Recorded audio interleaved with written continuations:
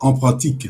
Voilà, donc c'est déjà notre vision qui doit suivre la ligne de la vision du chef, et nous serons là pour vous les montrer, et surtout faire appel à tout celui qui trouve que le projet l'intéresse, qu'il puisse nous rejoindre pour que nous puissions réaliser de grands bénéfices pour tout le monde. Voilà. Nayango tokoloba na lingala po toyebisa bandeko na biso nyonso ke biso toye na système ya politiki te. Toye nde po oyo nyonso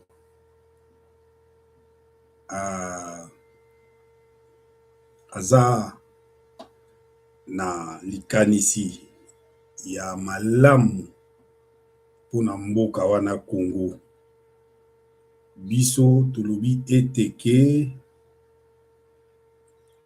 mboka Congo mpona bakongole ezosenga ba stratégie na ba minute oyo, ndenge tozomona makambo ezotambola, makambo lolenge ezotambola na ba minute oyo ezosenga stratégie. Ba utiliser yo lokola nyama te, ba utiliser yo na ba intérêt ya ba politicien te. Tuna politicien wana nani, ososali nini?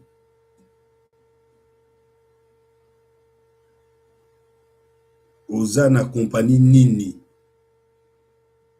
Oza na mabele nini oyo yo okoki kobenganga soki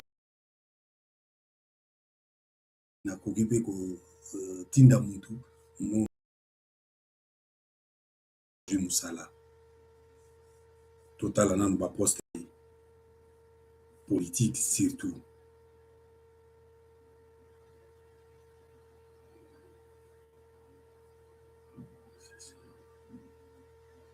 Voilà, donc je vous reviens parce qu'il y avait un problème de connexion. Nous recommençons notre vidéo par ce message qui est très capital. Nous appelons à tous les Congolais de l'intérieur et de l'extérieur de la République démocratique du Congo, pays cher aux Congolais, pour ces temps difficiles qui nous entourent par nos ennemis, nos voisins qui veulent au moins s'accaparer de notre terre. Et nous allons dire toujours que c'est la terre qui pose problème chez nous, ce n'est pas des hommes. Et lié à la texte qu'on nous a collé, et les autres veulent profiter d'utiliser des Congolais. Voilà, Okapi est là pour accompagner les bonnes idées et vous orienter vers des projets de développement. Sur ce, nous avons besoin des Congolais qui vont nous rejoindre, ceux qui vont venir apporter un petit rien dans les projets dont vous connaissez tous, un projet de développement commence par l'agriculture. Mais pas n'importe quelle agriculture. Maintenant, l'Ocapi apporte une innovation dans l'agriculture technologique avec des matériels modernes et fonctionner avec des systèmes de drones. C'est pour cela, nous voulons au moins vous inviter à nous rejoindre. Il y a notre email qui est là. Si vous pouvez nous rejoindre par le canal de cet email, nous écrire pour que nous puissions vous identifier d'abord et on va parler. On va vous dire ce qu'il faut faire.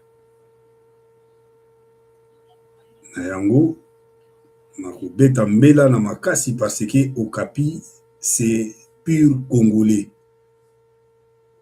Tolobi, vision oyo, il y a la revanche du sol sur les sous-sols, ils ont très vaste. Un projet très, très dynamique, fort dans sa façon de mettre ça en pratique. Pendant que nous comptons vouloir ou le mettre en pratique, ce n'est pas une vision qui une personne peut au moins porter et le mettre en musique. Et nous, au Capi, avec les Sanga, Yabana Mboka, na o baza libanda, na o baza na kati, to sangani, pour to kokisa likanisi wana eutaki première fois na munoko ya mokonzi ya mboka, Monsieur Félix Antoine Tshisekedi. Et la vision dit quoi? La vision dit les sols. C'est les sols. Les sous-sols, c'est la mère des problèmes dans notre pays aujourd'hui. Sous-sol. Sous-sol wana ezaka bato bayebi baza ko profiter nango koleka oyo bayebi te.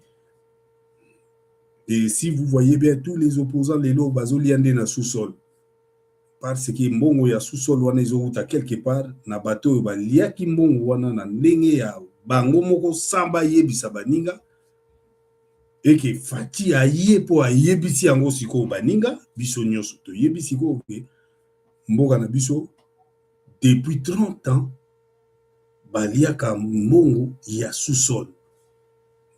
Alors biso tozwi stratégie moko na message wana oyo ebimaki na likanisi ya mokonzi ya mboka tozotia yango en pratique. Biso bakongolais towela nanu toganye sol, tokotalisa bino ndeni tokoganye sol na espace. Stratégie ezali boya, stratégie ezali. Et dès que toganye sol na biso to récupérer sol na biso pour sol na biso ndem te ko laissa biso pour pesa bana na biso makasi et ba bunda poto boto la sous-sol. Vous comprenez likanisi wana? Bon désolé. Même lelo yo soki omoni bakulu na bazali banani parce que sous-sol eza na niveau na biso te. Parce que soki balie biloko ya sol bien bana wana tokotia bango ba matériel ya solo bakobunda bakoboto la sous-sol et baza déjà na terrain bazo sala musala. Donc c'est à vous de nous rejoindre. Donc tout ce singa na bino pour rejoindre biso tozoloba na maloba ya pete parce que tozali ba congolais. nous devrons s'échanger. Oyo eza lisusu ba makambo ya olobi boye nazongisi boye te. Eza makambo oyo ba Congolais bazosolola nini, bazosolola ba stratégie ya mboka na bango sur kobungisa oyo ezali sur les sols et tobona koyeba ko récupérer sous-sol. Stratégie ezali. Tosengi na bino bo rejoindre biso et tokotalisa bino bokoma na ba référence oyo toza nango tokoyebisa bino quand est-ce que nous allons faire une réunion d'ensemble bato ba rejoindre même C4 baza na kati toza elongo biso nyonso na bango. Nous allons faire le nécessaire pour que nous puissions réaliser comment récupérer les sous-sols. Okapi amemi et développement nasima nango et tokoyeba ndenge nini tokokisa oyo esengeli. Nabandi nasali message moko eza vraiment codé parce que tozali na bosenga ya bato ba rejoindre biso bokoma la biso nanu et après nous allons vous dire qu'est-ce que nous allons faire. Merci pour na kozala mulaite yango wana tolingaki tout monde sabino toyebisa bino d'abord que lancement il y a la revanche du sol sur les sous-sols est déjà là et ezali message ya mokonzi ya mboka oyo eko permettre biso nyonso tosangana po to yeba eloko nini tolingi pour que tokokisa oyo ezali détermination ya Congolais na mabele na ye. Merci tosuki wana pona lelo. Merci.